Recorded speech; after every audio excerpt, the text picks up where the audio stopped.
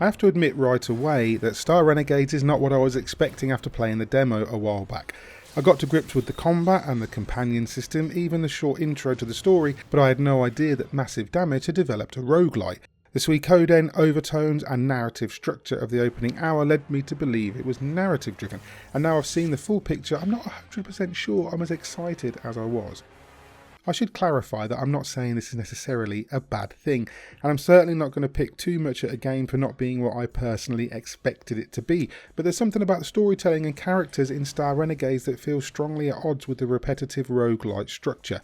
It's a game about building relationships with the 40 odd characters you can unlock, a game about forging strong bonds to take on an evil dimension hopping empire, but all those relationships and friendships reset to zero if you lose a fight. This unfortunately utterly undermines the purpose of forming those friendships, reducing them from something that could have genuine meaning to just another way to increase your stats before a tough fight that could reset an hour or so of progress if you make a mistake. As roguelites go, Star Renegades is particularly harsh too, stripping back almost all of your progress, including party size, relationships, levels, upgrades, gear, and even defeated bosses when you lose. It's the story of Wynne Syphex, a pilot who gets shot down and loses her brother during the invasion of a powerful warlike empire. To get her revenge and save her people, Wynne joins the Renegades, a mercenary outfit led by Professor Zurek, a scientist who has perfected the art of jumping to parallel timelines. Every time Wynne and the Renegades fail, Zurek sends her droid, J5T1N or Justin, across dimensions to try and defeat the enemy there. As a setup it's okay, but again, the fact that it's a droid with no personality or even dialogue that crosses dimensions each time removes the stakes. Your protagonist Wynne isn't really the protagonist at all, she's just a random character who dies as often as everyone else. Combat is tough, but by far Star Renegade's greatest achievement. It's turn-based with a reactive time battle system which places each of your party members and enemies on an initiative bar that determines the order of attack by their combat speed and the type of attack you've queued. The right combination of attacks can stagger the enemy, causing a break which removes them from the turn roster. Each character has a certain level of health, shields and armour. While some attacks can bypass the latter two, you'll usually need to weaken the defences before you can damage a target's health. Managing this while also maintaining your own party's health and shield, and outsmarting the enemy by landing crits and breaking their attack is key to winning fights, but it's a lot to get used to. For a start, there are no health or shield refills in battle without unlocking and fielding certain characters, who are of course usually the characters who do low damage attacks, at least until you've upgraded them a fair bit. Characters top out their skills at level 9, which means you'll get there at roughly the time you reach the last area, if you can get there. Each planet gives you 3 days until the arrival of an Imperial behemoth, and each day you can use Justin to breach 3 barriers into new areas. Each area can contain enemies, gear chests, DNA, which is XP in Star Renegades, money or secrets such as lore nodes or mini dungeons that take the form of cruisers to infiltrate or caves to explore. At the end of the day, you will make camp, where you'll use special character cards to bestow buffs on each of your renegades and thus strengthen their bonds. As you level up their friendships, you can activate combo skills that use up Fury, the same shared resource that allows the use of powerful buffs and attacks, which slowly builds up as you deal damage to the enemy. If you can reach the highest tier of friendship before the end of a run, your survivors may even create progeny, unlocking new characters for future runs.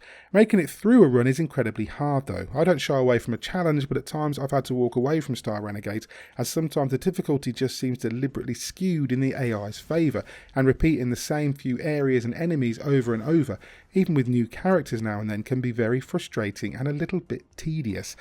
The bosses, known as behemoths, are a mammoth challenge in Star Renegades, with multiple damage over time attacks, the ability to queue skills, and often attack at the start of a round outside of the usual rotations. They can trigger counterattacks, stuns, and are often immune to certain damage types. Reaching one with full health and armour is no guarantee of success either, and a single mistake can cost you the entire run. And losing a fight means starting again. You can gain intel levels which allow you to start with a slight increase to certain stats, but it's not enough to make a massive difference. Between runs, you'll retain Imperium tech points and intel points, which are used to unlock gear that will filter into random loot chests through the run or new characters. At the start of each run, you can only take 3 of these characters in with you, and you don't have to take Wynne, with an additional slot filled after each behemoth you defeat. But all these characters Level, skills and weapons reset when you die, and the uphill struggle begins again. A nemesis system sees the enemy that beat you promoted, while the others who you've killed seem to just cycle back in for some reason. The enemy hierarchy doesn't feel that fleshed out and doesn't offer the same kind of emergent callbacks as something like Shadow of Mordor, for example. My big problem with Star Renegades is that you carry so little of use forward. The sense of progression is almost stingy, and making it through that final fight takes a Herculean effort. You may well reach a point where you've unlocked just the right combination of randomised gear that you have a solid party, and then a loss takes it all away. It's analogous to something like Dead Cells, but it can feel somewhat unfair in Star Renegades. This is partly, I think, because there's an element of traditional JRPGs in there. The number of characters and their intertwined destinies puts me in mind of Suikoden, while the camaraderie system is done a disservice when you have to rebuild each friendship over and over again with the same superficial lines tied to whichever cards you choose to use at a camp. Likewise, Wynn's personal narrative is heavily diminished when you consider that the Wynn seeking vengeance for her brother, a part you play in the tutorial, probably died 10 minutes in when you made your first mistake. It might be a small thing to many, but to me it smacks of a game that was envisioned as a singular generation-spanning narrative and became a roguelite after the fact. If I sound overly negative, it's because I can't shake the feeling that I was kept out of truly enjoying Star Renegades because of the steep difficulty and hamstrung progression. Each time I reached a new area, it was on the back of 10 failed attempts, and would be immediately followed by another failure and a restart. And even reaching the new area again would be uphill because experimenting with new characters and party composition invariably meant I'd hit a wall and have to start again. Maybe some of it's down to me, a percentage of it will be, I'm sure, but despite Star Renegades being a beautiful game, and it really is, the pixel art on display here is some of the best I've ever seen, your mileage will vary depending on your patience for roguelites in general.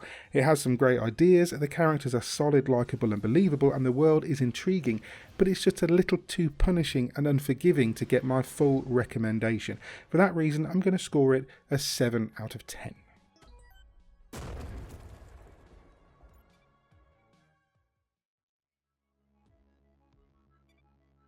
Hope you enjoyed my review of Star Renegades on PC and Nintendo Switch. If you like your games difficult, if you like your roguelites to be very, very, very steep in challenge, then you might want to check it out. It might just be me, I might just be rubbish. Either way, if you did like the video, please consider hitting like and subscribe. Maybe tag in that bell icon too so that you're kept up to date with every new video, review, preview, podcast, whatever it is that we're posting on a given day. We also have a Patreon. If you'd like to support us that way, we really do appreciate it. I've been Mick Fraser for God is a Geek, and you guys have been lovely. Bye.